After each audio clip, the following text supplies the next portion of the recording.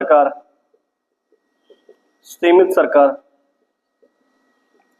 सीमित सरकार का मतलब ये होता है ऐसी सरकार जो जो सरकार संविधान के अनुसार कार्य करती हो, ऐसी सरकार जो संविधान को आधार बना के काम करे, कभी भी लीक से हटके काम न करे, कभी भी असंवैधानिक तरीका न अपनाए, संविधान में जो दायरा बना दिया गया उसी दायरे के अंदर रह करके काम करे, तो ऐसी सरकारों को बोलते हैं सीमित सरकार। और अगर अपने देश की सरकार पर हम उंगली उठा पा रहे हैं, अगर उनकी किसी कमी पर हम आलोचना कर पा रहे हैं, बुराई कर पा रहे हैं, उनके खिलाफ खड़े हो पा रहे हैं, उनके खिलाफ मुकदमा कर पा रहे हैं, तो समझिए ऐसी सरकार को बोलते हैं सीमित सरकार। और सीमित सरकार की शक्तियां सीमित होती हैं, असीमित नहीं। जो भी सरकार संविधान के अनुसार कार्य करेगी वो सीमित तरीके से ही काम करेगी, तो ऐसी सरकार को सीमित सरकार या हम संवैधानिक सरकार भी कहते हैं।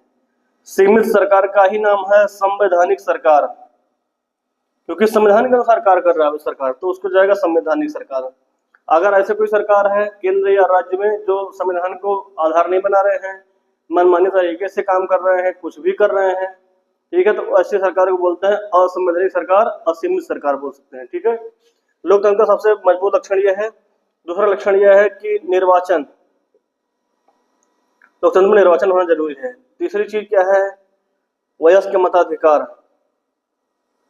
वयस्क मताधिकार मतलब मत देने का अधिकार होना चाहिए लोगों के पास। ठीक है, चौथी चीज क्या है? कानून का शासन। कानून का शासन ये बहुत इंपॉर्टेंट है। विधि का शासन क्या है? या प्रोफेसर डायसी के द्वारा बताया गया कि कानून का शासन क्या होता है। प्रोफेसर डायसी हैं, ये भी पॉलिटिकल थिंकर हैं, इन्होंने बताया कि विधि का शासन क्या होता है, रूल ऑफ लॉ क्या होता है।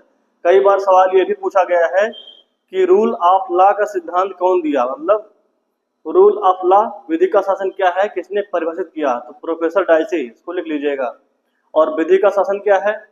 हमारे यहाँ शासन चलाने के लिए जो कानून बना दिए गए हैं उसी कानून के अनुसार शासन करे, करने वाला कोई भी हो, लेकिन करेगा वैसे ही जैसे संविधान में जैसे कानून में लिखा गया है।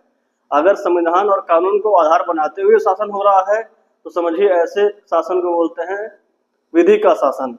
और अगर पद पर बैठने वाला व्यक्ति अपने माइंड सेट से काम कर रहा है, संविधान को नहीं समझ रहा है, तो फिर उसको विधि का शासन नहीं बोलते हैं।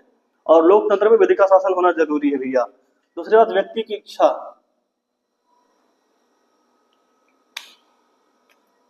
व्यक्ति की इच्छा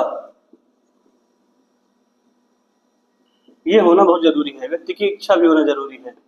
लोकतंत्र में ये बहुत जरूरी होता है।